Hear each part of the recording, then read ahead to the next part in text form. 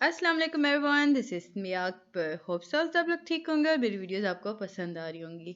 आज जी हम वीयू के एक नई दुनिया में कदम रखने जा रहे हैं, यानी कि एजुकेशन के बारे में। एक नए वर्ड की तरफ चल रहे हैं, नए सफ़र की तरफ चल रहे हैं, दैट इज़ एजुकेशन 405। हम 405 को कंप्लीट डिस्कस करेंगे, उसके हर लेक्चर को हम कवर करेंगे।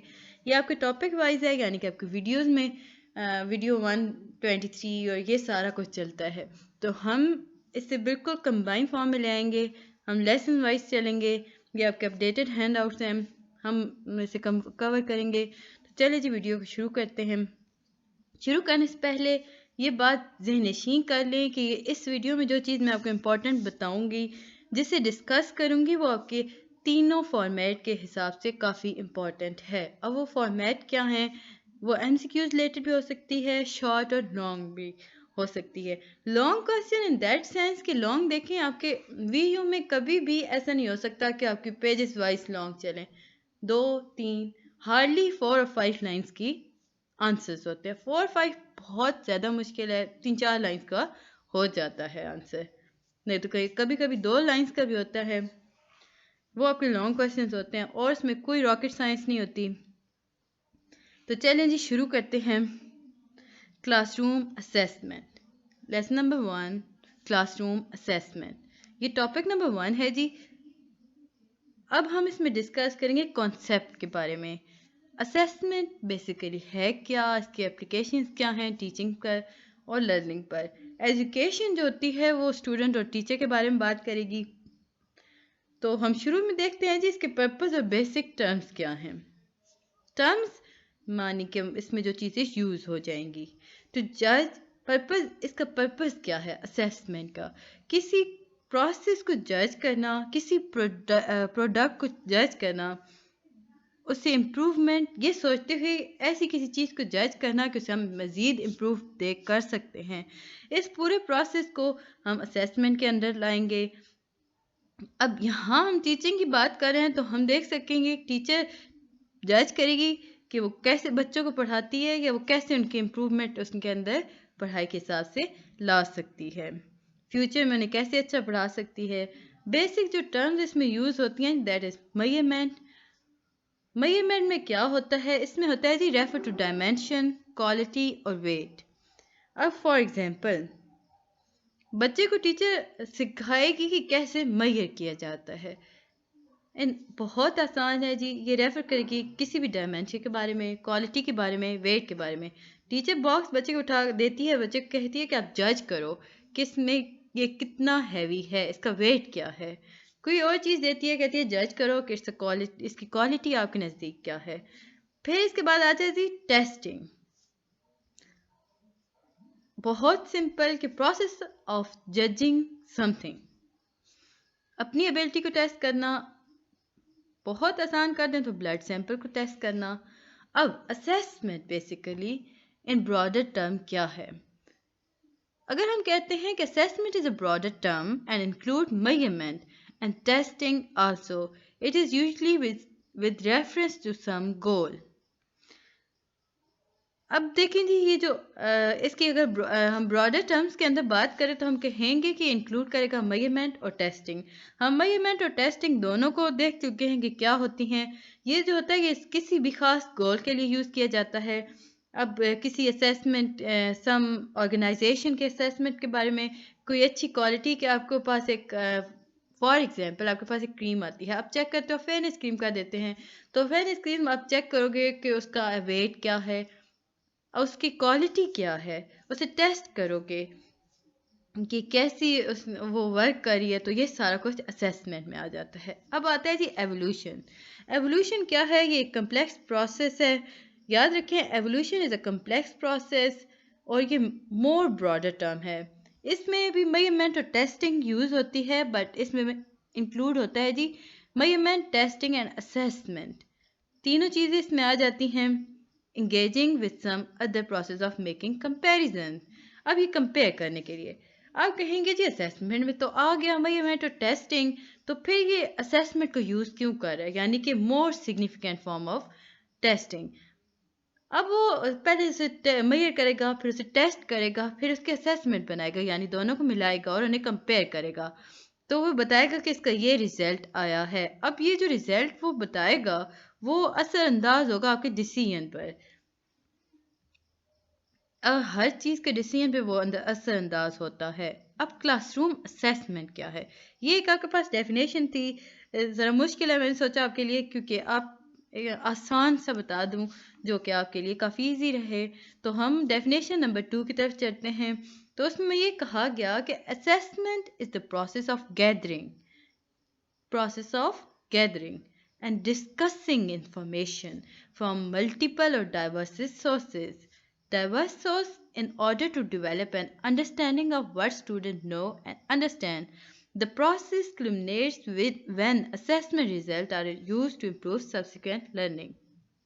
कहा ये क्या, अगर हम इन शॉर्ट टर्म बात करें कि इसके मेन पॉइंट इस डेफिनेशन में क्या क्या हैं, तो मेन चीज़ें इसमें हैं जी, प्रोसेस करना किसी भी इंफॉर्मेशन को, गैदरिंग इंफॉर्मेशन को, मल्टीपल सोर्स को यूज़ करना, डेवलप करना अपना रिलेशन स्टूडेंट के साथ, उनकी प्रॉब्लम, उनकी एबिलिटी को अंडरस्टैंड करना, फिर उनके अंदर इम्प्रूवमेंट पे काम करना। ये इसकी डेफिनेशन है। तो हम emerging points from this definition देख लेते हैं जी। Assessment is systematic process. What is assessment? या आपके पास क्वेश्चन आता है जी, is assessment is systematic process? If yes, discuss. Long question है जी ये आपका, बस इतना सा होता है, इतना लंबा नहीं होता। तो हम कहेंगे कि yes, assessment is a systematic process because certain circumstances, goals and planning must be kept in mind while assessment. Nothing can take haphazardly. यानी कि कहा ये गया कि देखिए ये सिस्टमेटिक प्रोसेस है। जब भी आप असेसमेंट करेंगे तो आपके दिमाग में एक गोल, एक प्लान होगा कि ओके बच्चे को इस हद तक लायक होना है। अब उसे इस हद तक ले जाने के लिए आपके पास प्लान होना चाहिए। हैपअज़र्डली यानी कि अचानक से कुछ भी नहीं होता। हर स्टेप वाइज हर चीज़ चलती है। पहले टीचर समझेगी, फिर उसे आहिस्ते आहिस्ते इम्प्रूव करेगी और वो अपने गोल तक पहुँचाएगी। Information is gather from different resources. Information जी बच्चे के बारे में वो टीचर कहाँ से कर सकती है गैदर? तो वो उसका होमवर्क चेक करेगी, एग्जाम पेपर देखेगी, क्लास टेस्ट देखेगी और प्रोजेक्ट्स देखेगी। फिर उसमें इंप्रूवमेंट लाएगी, फिर होमवर्क चेक करेगी, एग्जाम पेपर चेक करेगी और यूँ ये सारा करते करते आखिर में वो ले आएगी बच्चे को एक अच्छी जगह पर, यानी कि वो एक लायक बच्चा बन सकता है। जजमेंट विगैद। अब जब टीचर इन्फॉर्मेशन को इकट्ठा कर रही है तो वो जज कर रही है कि कहाँ गलती आ रही है और कहाँ बच्चा अचीव कर रहा है। तो ये जो होता है ये एसेंशियल पार्ट ऑफ होता है जी प्रोसेस ऑफ इम्प्रूवमेंट। क्या चीज़ एसेंशियल पार्ट है प्रोसेस ऑफ इम्प्रूवमेंट में? तो वो जजमेंट होती है। अबाउट अ प्रोसेस और प्रोडक्ट। अब जो जजमेंट होती है ना वो असेसमेंट के प्रोसेस और प्रोडक्ट में तो काम करती है, लेकिन क्लासरूम एक्टिविटीज़ के अंदर टीचर चेक करेंगी, लर्निंग प्रोसेस के अंदर देखेंगी, knowledge gain by the student and competent student is the product. Improvement 6 number पे हमारे पास आ जाता है जी improvement. These judgement are made for improvement in process and product. जो इम्प्रूवमेंट की अगर हम बात करते हैं तो जब टीचर जज करेगी तो फिर वो उनके अंदर प्रोसेस हो या प्रोडक्ट बनाती है, मतलब एंड तक ले जाने के लिए बच्चों के अंदर इम्प्रूवमेंट बनाती रहती है। असेसमेंट को अगर वो यूज़ करती है वो एज अ ब्रिज कहेगी। अब क्यों हमने कहा ये ब्रिज है? क्योंकि ये एक कनेक्शन बनाता है बच्चे के साथ, उसके फ्यूचर के साथ। बच्चे को बताते हैं कि आप इस तरह करोगे तो आपका फ्यूचर ब्राइट होगा, यानी कि आप अगर ये याद रखोगे तो आप पेपर बेहतरीन दोगे। इसके बाद है जी हमारे पास topic number 4, classroom assessment, classroom context. अब कॉन्टेक्स्ट के अंदर हम देखते हैं जी इन्फॉर्मेशन, हमने फिर वही बात की, तो ये सारी चीज़ें हमारे पास आ गई दोबारा। यहाँ पे क्विज में क्लासरूम के अंदर टीचर देखेगी कि वो असाइनमेंट बच्चे को देती है। अब वो असाइनमेंट कैसी करता है? अब असाइनमेंट में क्या क्या आ सकता है? क्विज, मिड टर्म एग्जाम और final term exam. Assessment of students is done through a variety of ways like questioning in classroom. अब देखें टॉपिक नंबर 4 में हम बात करें क्लासरूम के अंदर कैसे असेसमेंट हो सकती है। चीज़ वही है, बस थोड़ा सा डिफरेंस इसमें क्लासरूम के अकॉर्डिंग लाया गया, यानी कि इंफॉर्मेशन को गैदर किया जाता है सिस्टमेटिकली कैसे? अब टीचर जो होती है वो एक सिस्टम, हमने बात की थी कि इंफॉर्मेशन गैदर होती है सिस्टमेटिक प्रोसेस के अंदर। टीचर जो क्लासरूम में है वो at the end of day या at the end of session वो बच्चे को देती है असाइनमेंट्स और चेक करती है कि उसे कितनी इन्फॉर्मेशन मिली उससे, यानी कि उसने कितनी इन्फॉर्मेशन गैदर की। फिर टीचर बच्चे को जज करती है कि वो किस हद तक किया, यानी कि उसने भी इन्फॉर्मेशन गैदर की। बच्चे कैसे करेंगे? कैसे मैडम को पता चलेगा कि वो अच्छा पेपर दे रहे हैं? तो वो through quiz, mid term, final term exam. अब डिफरेंट रिसोर्सेज के थ्रू यूज़ की जाती हैं, वो डिफरेंट सोर्सेज यूज़ करेगी इम्प्रूव करने के लिए बच्चों की पढ़ाई और अपने टीचिंग मेथड को। अब वो बच्चों को इजाज़त देती है कि क्लास में आप क्वेश्चन करें, असाइनमेंट्स करें, एग्जाम्स दें, क्विज करें, और इस तरह टीचर को पता चलता है कि बच्चे को कितनी बातें समझ आई हैं। उनके सिलेबस को, उनके कैरिकुलम को और पॉलिसीज़ को चेंज करने के साथ साथ वो इससे भी अचीव कर सकती है अपना गोल। अब जी क्वेश्चन आता है कि असेसमेंट क्यों इम्पोर्टेंट है? Why assessment is important? Topic number 5 long question आता है, तो आप लिखेंगे सिंपल एवोल्यूशन। आप लिखेंगे assessment is important because evolution, motivation for student as well as for the teacher, allocation of resources, modification and improvement. तो हम अब स्टेप वाइज चलते हैं। अगर आपके पास शॉर्ट आता है या लॉन्ग में आ जाता है कि व्हाट इज एवोल्यूशन, तो आपको पता होना चाहिए कि जो असेसमेंट होती है वो एवोल्यूशन देती है। एवोल्यूशन वैल्यूज और एबिलिटी। एवोल्यूशन कहाँ काम करता है? हमारी एबिलिटी के बारे में डिस्कस करता है। A student can evolute her self after exam that she could not perform well this time. अब अगर हम स्टूडेंट की बात करते हैं तो स्टूडेंट खुद को कैसे जज करेगा? एवोल्यूशन करना यानी कि तब्दीलियाँ खुद में लाना, खुद को जज करना, फिर उनके अंदर अपने अंदर तब्दीलियाँ लेके आना।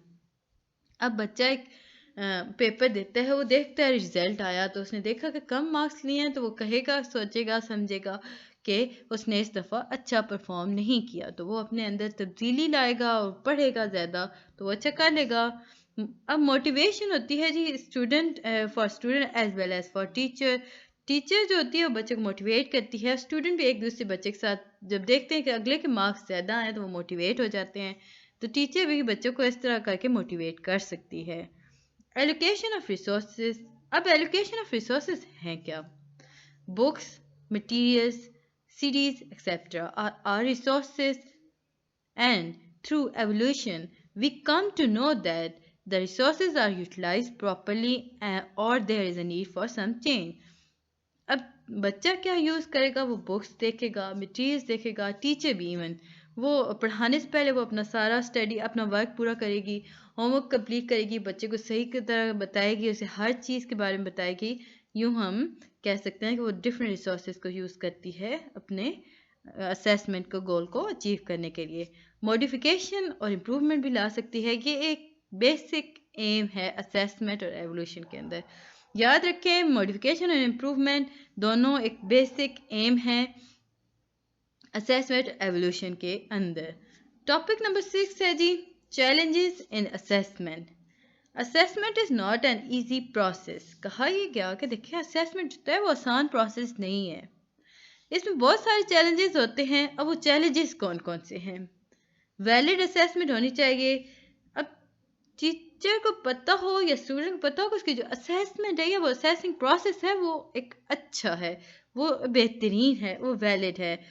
फेयर होना चाहिए, कोई बयास नहीं होना चाहिए, कोई इसमें एक यूँ ना हो कि अगर हमें टीचर के पॉइंट ऑफ व्यू बात करती हूँ तो टीचर किसी एक स्टूडेंट को कहे कि ये लायक है और एक को नालायक है, उसे उसी बेस पे ले आए, या उसके वो फिर उसको paper according to this check करे, तो ये भी गलत है। तो ये फेयर असेसमेंट तो ना हुई।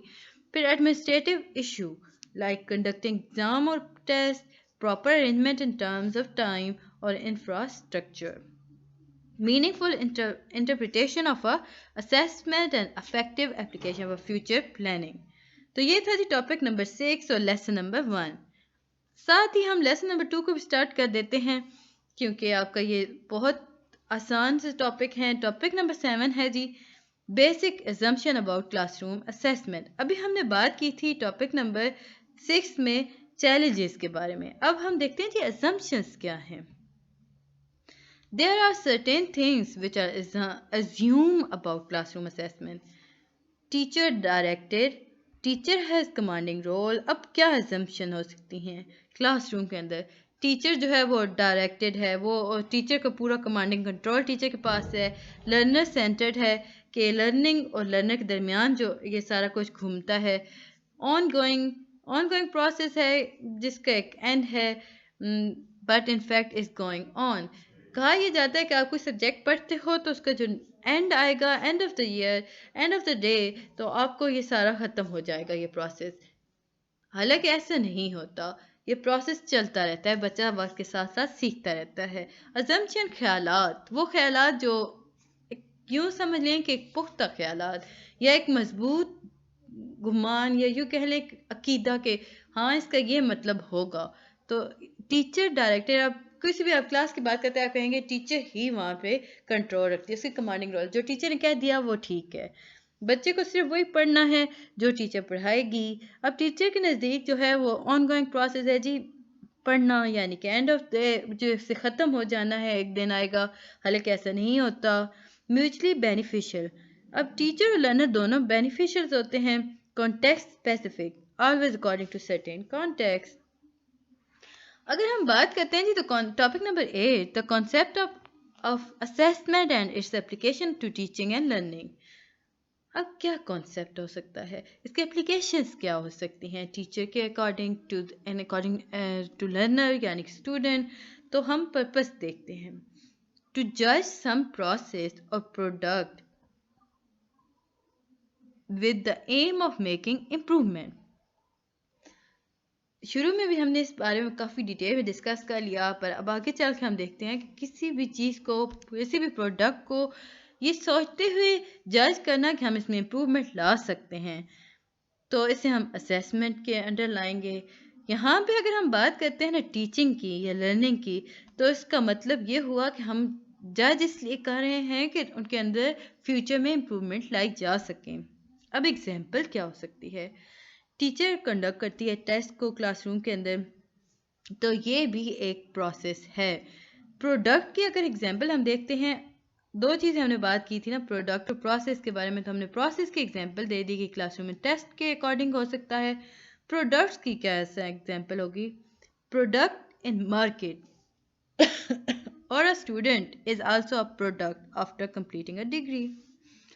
किसी भी इम्प्रूव की हुई चीज़ के या मार्केट के अकॉर्डिंग बात करते हैं, तो किसी भी मार्केट के अंदर जो प्रोडक्ट आती है, कोई भी चीज़, सॉलिड चीज़, जिसे वो काफ़ी चेक करने के बाद देते हैं आपको, जज करने के बाद, तो वो एक प्रोडक्ट के अंदर एग्जांपल में आ गई। अगर हम स्टूडेंट की बात करते हैं, तो जब स्टूडेंट अपनी डिग्री कंप्लीट कर लेगा तो वो एक स्टूडेंट, वो प्रोडक्ट है। Topic number 9, measurement. अब मेजरमेंट के बारे में हमने काफ़ी डिटेल में शुरू में डिस्कस कर लिया था। हमने बात किया था कि मेजरमेंट जो होती है वो डायमेंशन, क्वांटिटी, वेट के अकॉर्डिंग होती है। याद रखिएगा एक और इम्पॉर्टेंट थिंग, जो मेजरमेंट होती है वो किसी भी स्केल को रेफरेंस करती है, यानी कि measurement is always with reference to some scale, और ये नॉर्मली जो शो होती है वो नंबर्स के थ्रू होती है। Topic number 10, testing. अब ये टेस्टिंग किसे रेफर करता है, refer to the process of judging some ability और डिसाइडिंग अबाउट सम एबिलिटी।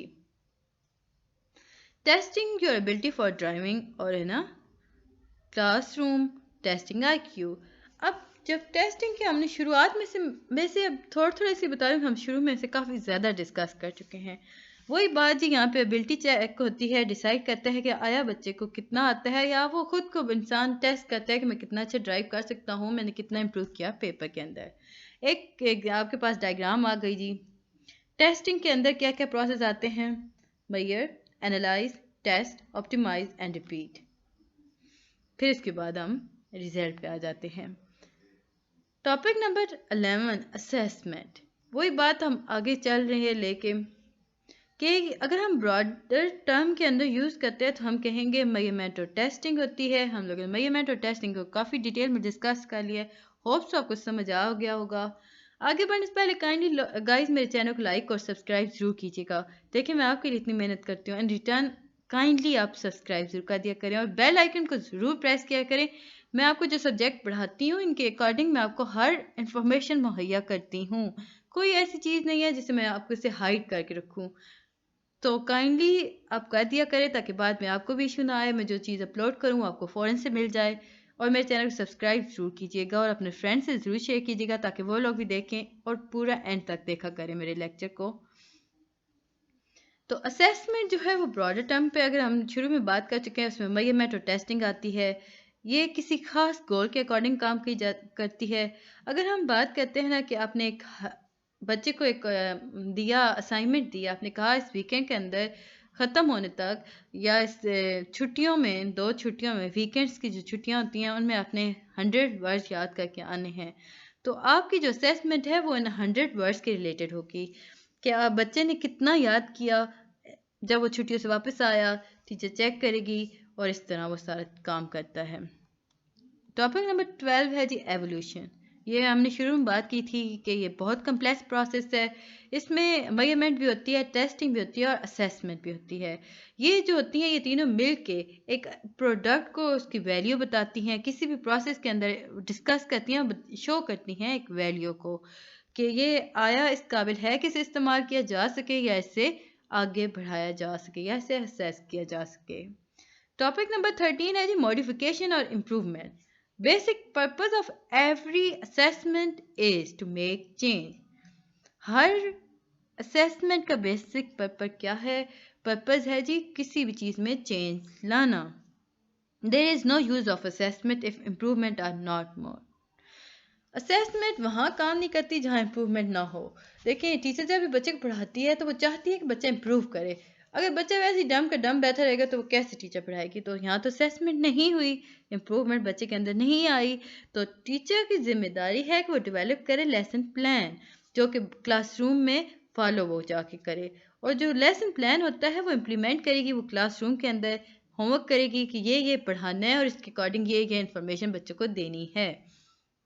अब वो क्लासरूम में आई, उसने इसे इम्प्लीमेंट किया, तो आखिर में उसे पता चला कि इसके अंदर एवोल्यूशन भी हो सकती है। तो ये जो एवोल्यूशन पर्पस होता है, ये इसकी मॉडिफिकेशन होती है और इम्प्रूवमेंट भी होती है। तो ये था जी लेसन नंबर आपका 2। होप्स आपको समझ आया होगा। मिलते हैं जी नेक्स्ट वीडियो में, तब तक के लिए अल्लाह हाफिज़।